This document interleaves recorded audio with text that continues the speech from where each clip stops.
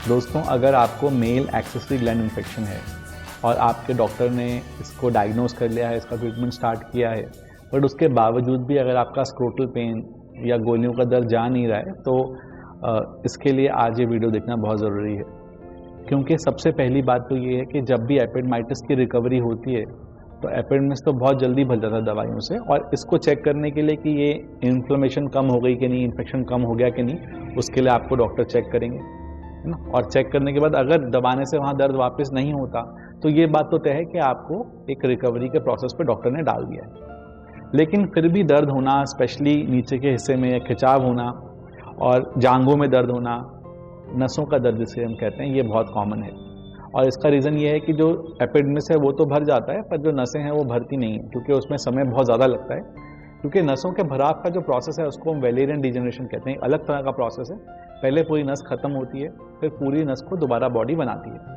ये इसलिए किया जाता है ताकि जो नसें हैं उनके जो क्रॉस कनेक्शन कोई ना हो जाए, ऐसा ना हो कि एक जगह का सिग्नल कहीं और पहुंचा दे वो नस। तो इसलिए इस प्रोसेस को जो हमारी नेचर है उसको बहुत ही सीमित तरह से और बहुत ही धीरे धीरे करती है।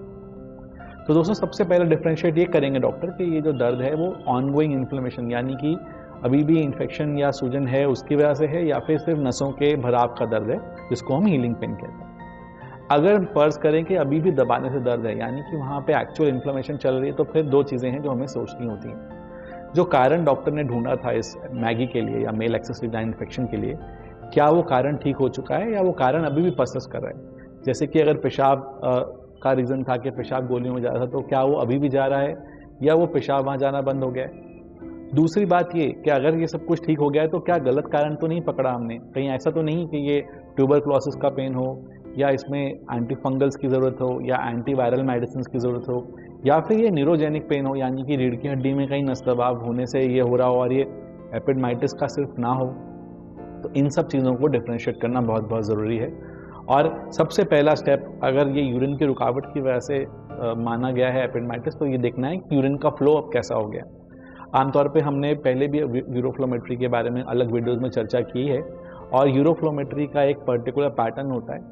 अगर पेशेंट्स पेट का जोर लगाते हैं या यूरिन खुल के नहीं करते हैं और फिर यूरिन कुछ कुछ एपिडेमिस में रिश्ता रहता है, तो आप समझ सकते हैं कि ये एपिडेमाइटिस का जो पेन है इतनी जल्दी जाने वाला नहीं है।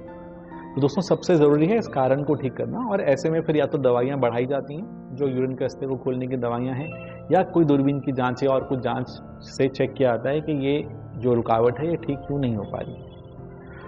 दूसरा, फिर मैंने कहा कि और कोई कारण तो नहीं है, तो इसके लिए सभी जो हमारे यूरोलॉजिस्ट हैं, जो स्पेशली एंड्रोलॉजिस्ट हैं, जो स्क्रोटल पेन में इंटरेस्ट रखते हैं, वो सब समझते हैं कि कई सारे इसके और कारण हैं। कई बार हम बैक्टीरियल इन्फेक्शन मान लेते हैं इसको, जबकि ये वायरल इन्फेक्शन या फंगल इन्फेक्शन हो सकता है, और ऐसे में भी हम कभी कभार इन दवाइयों का प्रयोग कर सकते हैं जो स्पेसिफिकली वायरसेस या फंगस को मारें।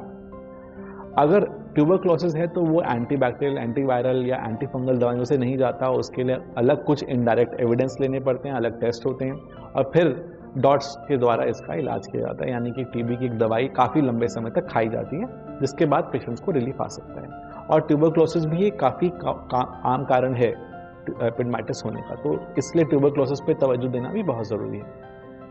दोस्तों, अगर सब कुछ करने के बाद, सही चलने के बाद भी ये पेन नहीं जा रहा, तो कभी कभी ये क्रॉनिक एपिडेमाइटिस की वजह से भी हो सकता है। यानी जो सूजन थी वो इतने समय से है कि आपकी नसें खराब हो गई और उसमें फंस गई हैं और वो हील नहीं कर पा रही, क्योंकि वहाँ स्कारिंग हो गई है या वहाँ पे जो इन्वायरमेंट है बहुत ही ख़राब है या इनहॉस्पिटेबल इन्वायरमेंट है नसों के उगने के लिए। ऐसे में फिर हम पहले कॉर्ड ब्लॉक का टेस्ट करके और फिर डीनर्वेशन की तरफ बढ़ते हैं, यानी कि नसों को काटने का एक माइक्रो सर्जरी करते हैं, जिससे काफ़ी सारे पेशेंट्स को आराम आ सकता है।